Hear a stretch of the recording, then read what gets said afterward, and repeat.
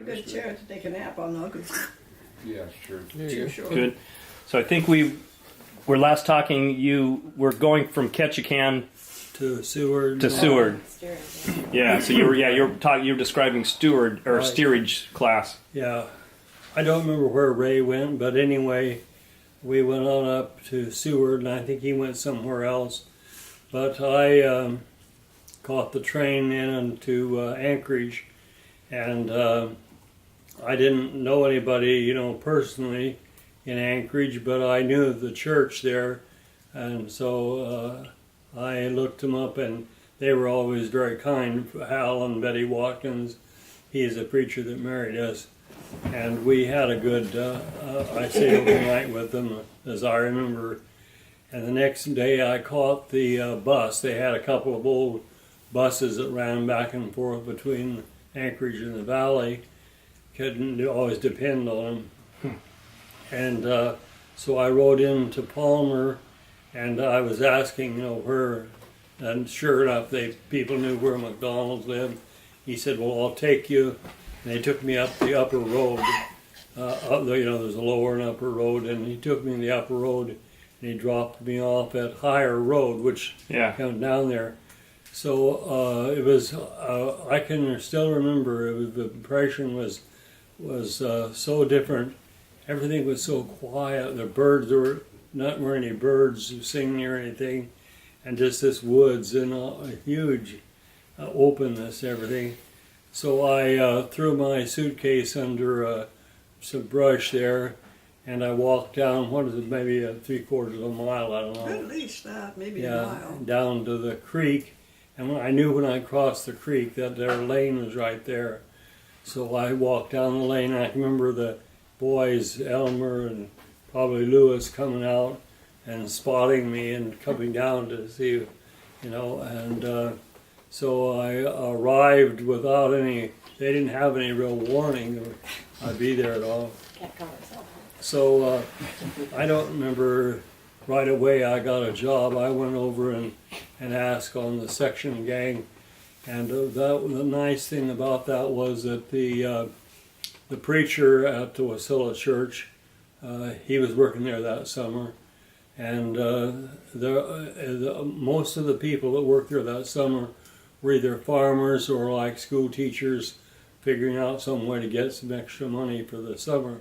So we had a 10-man crew, and I got right on probably because they just needed somebody, and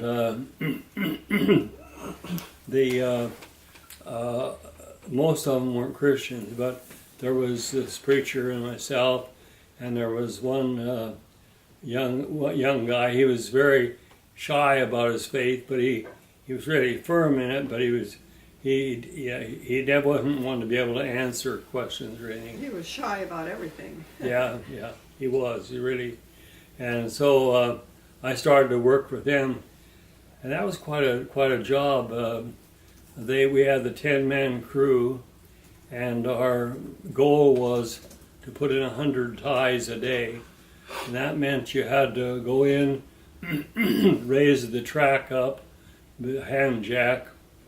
You raised the track up, and then you broke the thing loose and the ties. They had a plate between the tie and the rail, and then you dug that out, all the old ties. Some of those ties had been in there for years. Some of them were the original ones from the construction, and of course they're pretty badly rotted. And so what they wanted you to do is take those ties out and put these brand new ties in there, but to do that you had to dig down in and get it underneath, get the tie in underneath the rail, and along with that, when you did that, then they had what they call tamping or gandy dancing. You probably heard him say maybe something about gandy dancing. Well, gandy dancing is simply you got two guys with these short shovels on this end of the tie, and sometimes two on the other end, and they're tamping the dirt down, and they're kind of dancing up and down and get that stuff down in there packed as tight as they can. And the boss, of course, is keeping track to make sure everything's level or whatever the grade should be. And then when they get the certain number of ties in, then they put the plates are on there. Then they spike them. And as I mentioned the other night, I was always fortunate. I used axe or a sledgehammer left-handed, so I felt very comfortable spiking left-handed. Although most guys didn't, a few of them did, and so I was almost always doing spiking. And what you had the spikers on each side of the rail, and then you had a fellow with a crowbar-like thing, and he was holding that he put it underneath the tie to hold it up tight. Everything had to be as tight as it could be, and so you raised the track, you took out the old ties, you dug it down, you put them in, you fastened them down, and usually they just dispose of the old ties along the railroad. Well, sometimes they take them in, and but in the morning we'd load up our 100 ties like that on these carts and take them out. He had a little pull thing, you know. Wow. And we'd that sounds, 100 ties, 10 men to do all of that in a 10-hour day, and usually we had a half hour for lunch, and it was all. So it was hard work. It was, and sometimes it get pretty hot. And sometimes the mosquitoes would be driving you like crazy, They get out there. Nice to have a little wind and keep them away. Yeah. And we'd usually get our goal in. You had to, the thing you had to do was to wait because the trains were still running. Well, he had communication some way, and he'd know when to expect a train. And so we'd have to stop. We'd have to make sure that everything was set up so the train could go by, then we'd go to work again. And so he was always fussing and fuming because if you had to wait longer than we thought we would, to get the train there, whatever. And he was, the boss was a old fellow, his Greek.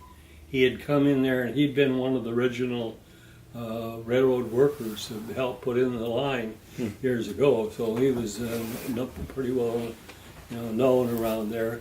I can't remember his name, but it was Greek, and it was funny. He'd get upset with us because he didn't think we were working hard enough.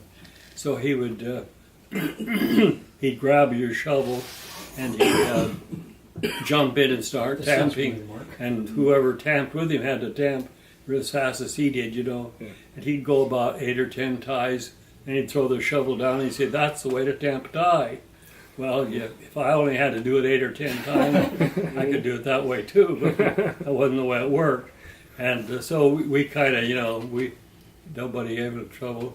And they were a good crew. They were, like I say, school teacher. I think the principal of one of the schools was leaving there and working as a preacher at different ones.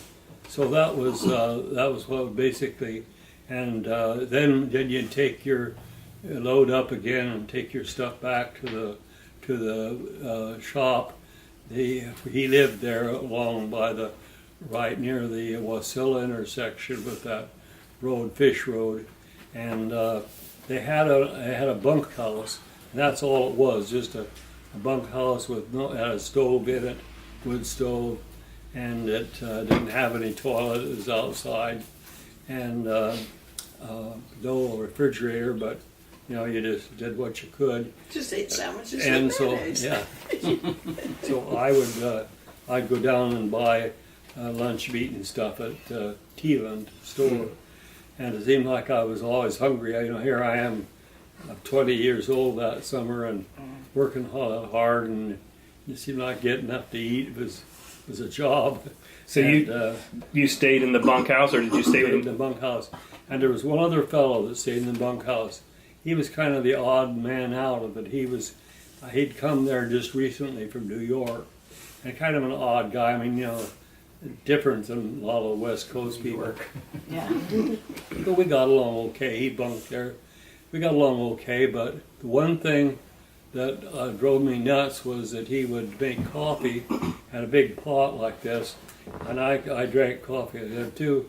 He'd make his coffee and just boil it, and he wouldn't throw the grounds away, and so they keep building up, and I don't know, it just was awful taste and stuff you ever had in your life. So I put up with that for a week or so. And one day we got done putting away the equipment in the shed, which was about maybe 100 yards from the bunkhouse. So we got done picking it, and just as soon as I threw the last thing in, I grabbed up my sweater or whatever I was wearing, and I started running. And I knew I could outrun him. And so I ran to the bunkhouse. I came in the front door. I ran right through it. I went to the back door. The kitchen was in the back. And I grabbed that coffee thing and took it out and dumped it out good. And then I washed it up. Boy, he was really bad. He didn't like that at all. For a while, I had some pretty good coffee. So did you spend the weekends in at the McDonald's? Yeah, they would come over on the weekend. We worked 6 days a week, so they'd come over Friday evening, Raymond or somebody with a tractor.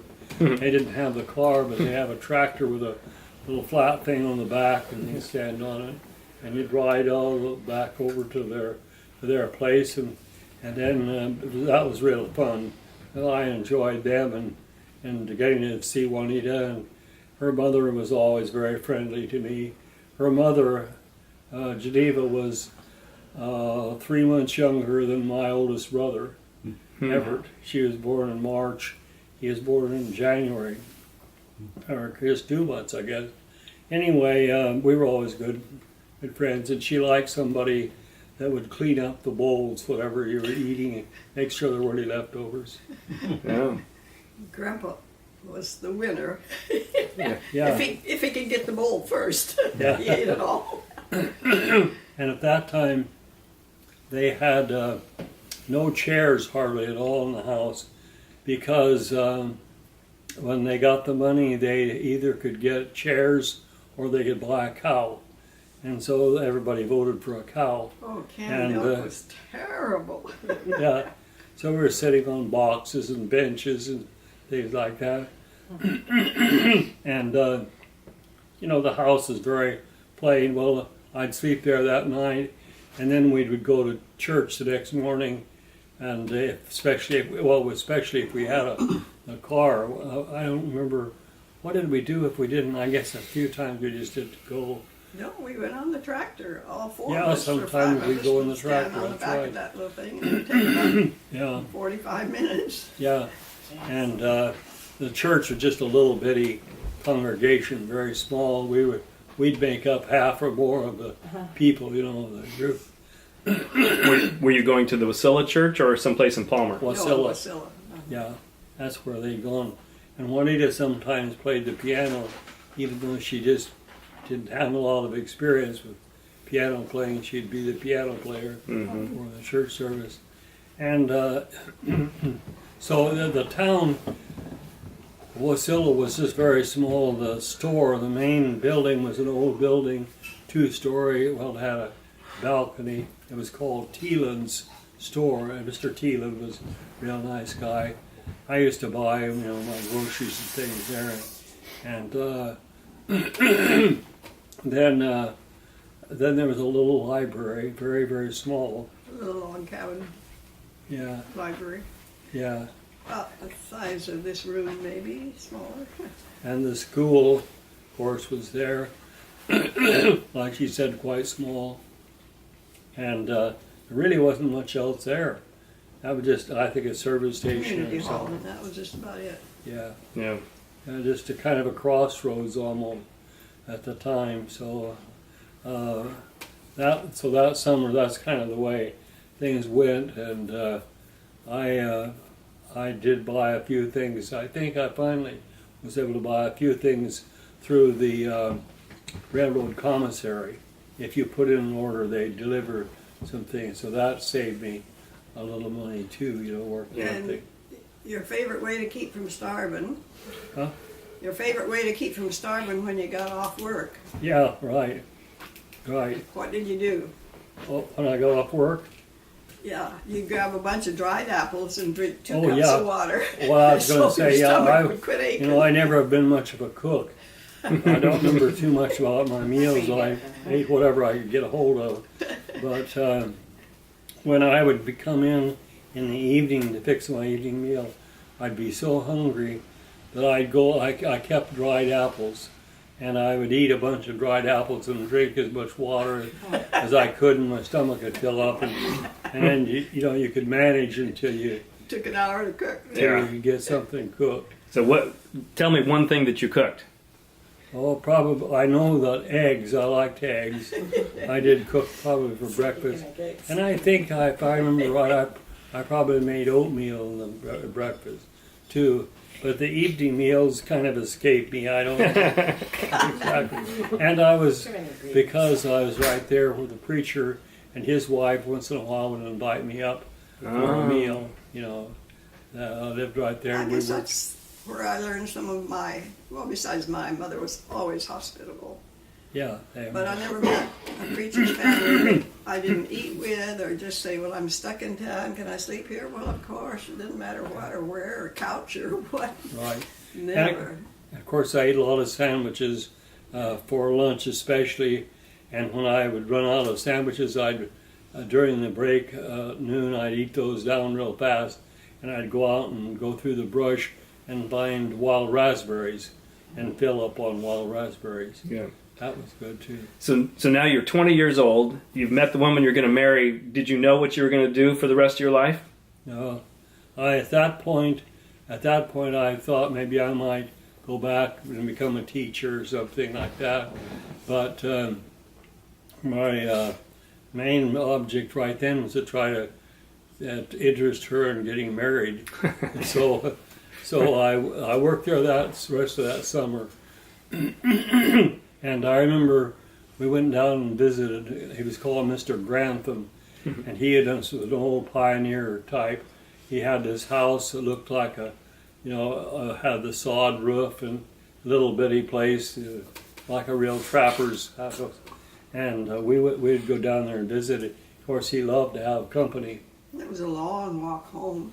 Yeah, and That's the only place my brothers didn't tail us. and he'd play all kinds of old records of the old Crow jokes and stuff like that. And I remember the last evening we walked back and we saw the Northern Lights. It was quite early, but it wasn't real big, but we saw it. And then I came back, and I really did think I was going to go to school, so I went up to Eugene, but there were so many veterans there. It was just a madhouse, and you couldn't hardly keep track of anything. And I got discouraged at the idea right then, so I just decided I'd go back to Medford and go to work. And I did. I worked then through that winter again, logging outfit. And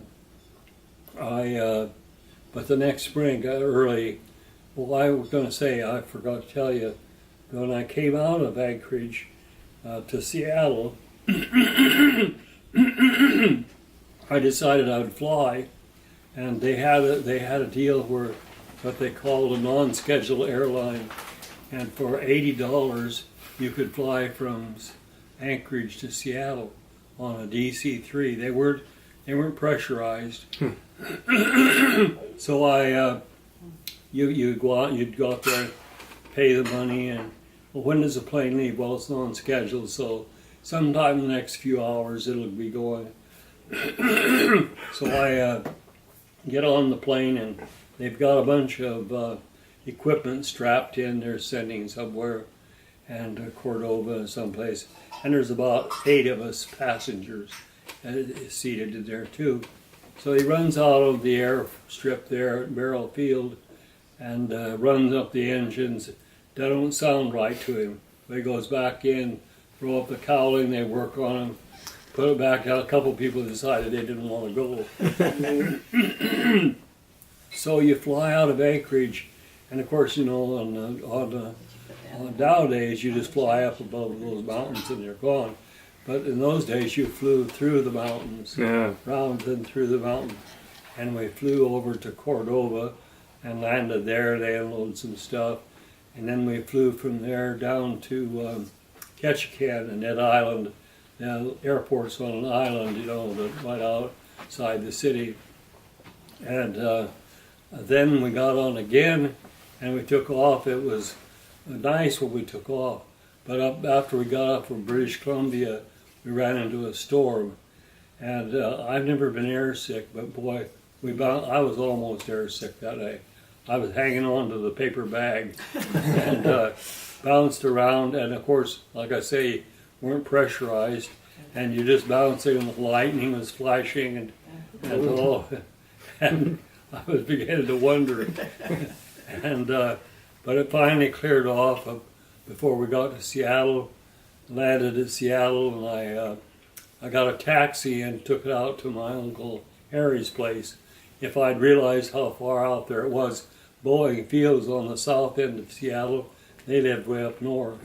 So I don't know what the taxi was, but it was a lot of money. So I enjoyed getting acquainted a bit with him again.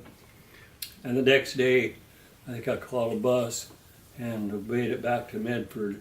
So then I had started to go to UG, but I gave up on that, went back to work in the woods.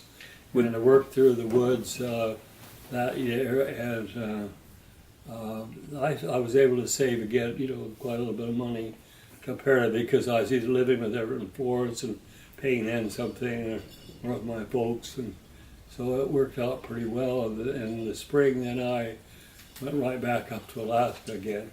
Did you fly? Yeah, well, flew. And this time,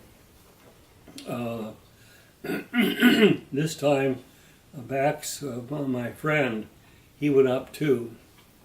He went on up. He'd worked at Ketchikan, but he went up with me. He didn't come right immediately, but he and Ray and them came again, didn't they? Yeah, later in the summer. Yeah. So of course. That was nice to have somebody around I knew. Well, when the summer was over, I knew that I would, what are you going to do for a winter job? And I didn't want to leave this time, so I began to look around, and I found out what happened first. First of all, I moved from Wasilla section gang, because when he was living at the Fort Richardson, I moved in and went to work on the section gang in the Anchorage yards and up and down there. So I worked there till the fall, and in the fall I found out that I could get a job as a carpenter's helper in the shop, and Max got a job as a blacksmith helper.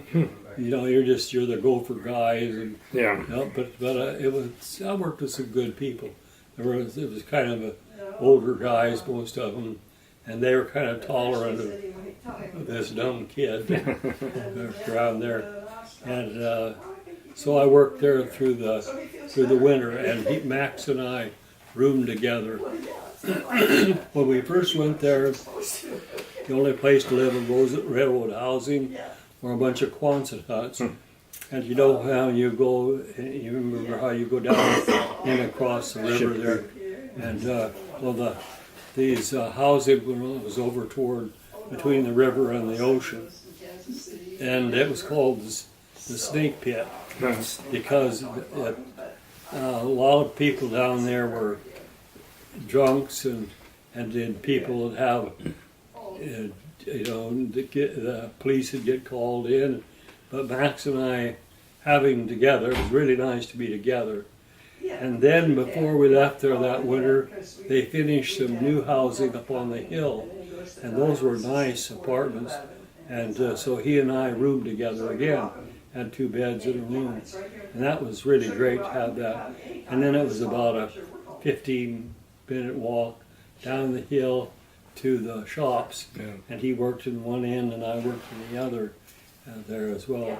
it was always interesting, the things I got to see, you know, what they were doing with the cars, fixing them up. Max worked, most of the people I worked with were German. The old guys were German. And that's the first time I knew that about half of these Germans were Catholic and half were Protestant. It's kind of a strange thing. But they were all about the same age, you know. And then Max worked with the people that were the blacksmiths were almost all Danish people. And so he had a kind of pretty relaxed job. He got away with a lot, but anyway, they would make coffee. And when they made the coffee, they'd take these coffee cans like this, big ones, and they'd put it in the hearth, you know, at the thing, and they'd throw coffee in there and keep pouring water in.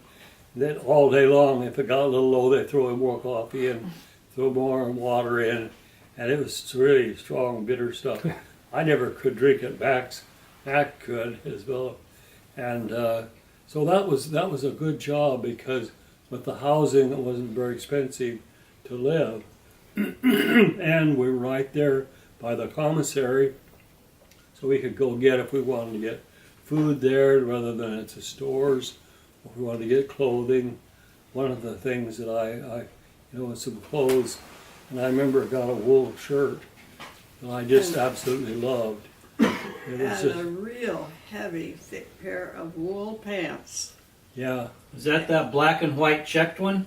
I don't think so. No, I think Okay. it was. I think kind of I a- ruined that long ago. No, I actually I have have it. either And after we gray. were married, the first time I washed those all Yeah, the solid, fir- thick wool pants, She they were didn't. about She this didn't know big. she shouldn't wash it. And He was that was pretty the end of upset. it. Yeah, the end of that. But The doll couldn't even wear it. yeah, and so Max and I, we spent a lot of time at the church. They had a ping pong table. We had a running deal. We keep track of how many times we beat each other and all. And then the youth group was there. There's a picture we have of a bunch of the young people standing there together. But the church was so kind, you know. 'Cause Yeah. there wasn't anything else to do in town. Yeah. Roam the streets at night, and that wasn't safe.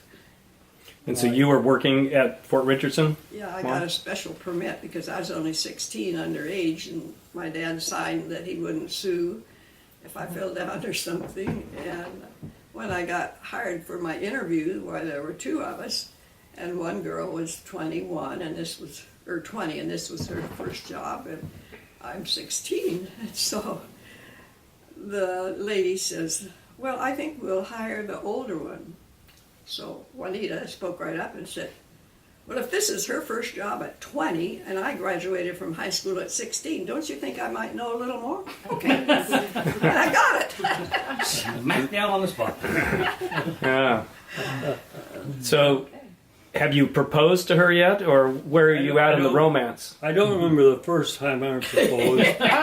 First time you proposed, you had to do multiple? Right. But sometime probably along in March, I started asking her, and finally, after about the third time, I said, Yeah, it was 3 times at least. "Yeah." And No about way, I'm having fun. right. So after about the third time, I said to her, "Well, you know, I'm going to go ahead and go to Bible college." I'd been going to some training classes at the church, and I really admired the preacher and some of the elders there. So I said, "I'm going to go on to Bible college," and she said, "Why did you say so?" You know, I decided I'd only marry a preacher or a missionary. Oh. So she said yes. Ah.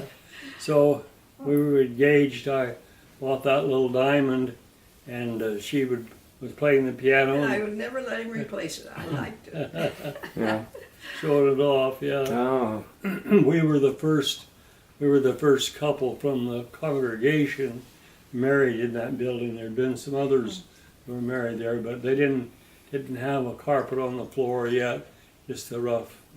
But we were married there, and at the end of June, and it was kind of something else.